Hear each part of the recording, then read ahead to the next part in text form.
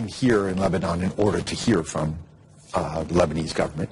I think by and large everybody understands that it's the right time to move away from the distractions of external pressures that both sides face and stay. I think by and large everybody understands that it's the right time to move away from the distractions of external pressures that both sides face and stay focused on what this dispute is about. How do we reach an agreement that probably neither side gets what they want? And that's what this is about, negotiations. And it's about reaching a settlement where neither side gets 100% of what they want.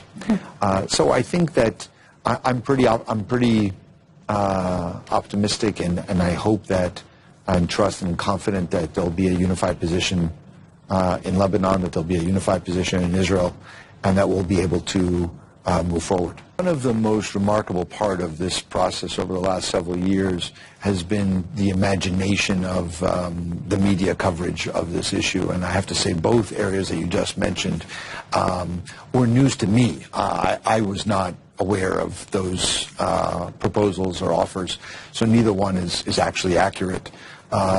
Those were never bases for negotiations, so I was not advocating for them before, and I'm still not. But it's definitely not too late. But there's no doubt that there are windows. We talked before, you asked me about the renewables and the energy transition. Peak gas demand in the world is coming.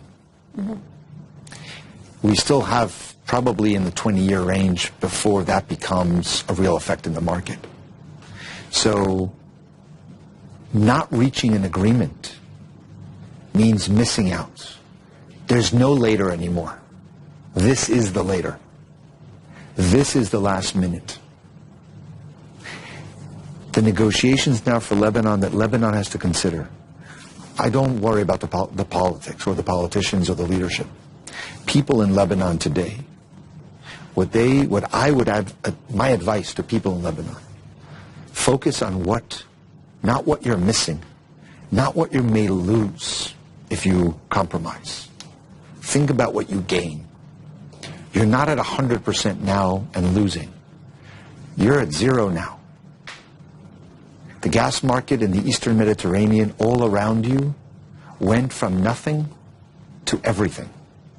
The Zohr discovery in Egypt, the discoveries in Israel, the infrastructure in Cyprus, in the new infrastructure now in Greece, the infrastructure in Turkey, all around you, in 10 years, went from literally zero to transformational, except in Lebanon. So you're not losing by compromising. You're gaining.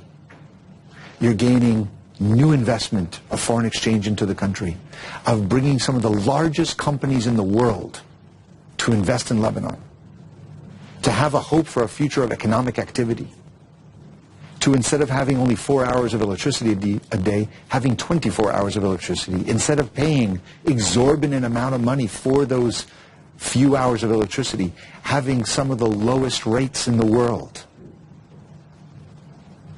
creating some jobs, refueling a middle class and a small business economy. That's the gain. Sometimes you make a compromise to get a gain, and there's really no loss here. That is what I think is on the table right now. That is what is at stake. And that is what the Lebanese people have to either gain or lose. Status quo is loss. So I don't think it's too late. But I also don't think we have the 10 more years of negotiations to be done. This is it. We have to make a decision.